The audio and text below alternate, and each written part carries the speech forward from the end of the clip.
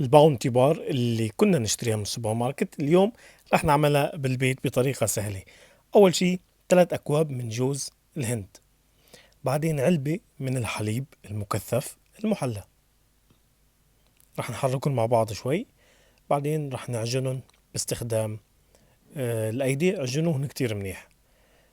وآخر مرحلة رح نشكل البار أو رح نشكل هي القطع باستخدام الأيدي بهذا الشكل. سهلة يعني، ممكن تشكلوهم بأي طريقة بدكم إياها، ممكن تحطوهم بقوالب، المهم يكونوا متماسكين. طيب، بعد ما نخلص تشكيل البار رح ناخدهم على الفريزر لمدة نصف ساعة. هلا ايش مرحلة الشوكولا؟ حوالي 400 جرام من الشوكولا أنا دوبتهم على حمام بخاري مثل ما أنتم شايفين.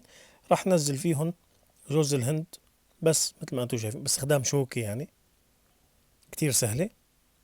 وبعدين رح شيلهم على ورقة زبدة، على مثل هي الحديدة اللي أنا حاططها أو الستاند، براحتكم يعني. بس الموضوع كتير سهل وبيتي وبسيط. شوفوا المقادير ولا تنسوا تعملوا لنا فولو. صحتين وعافية.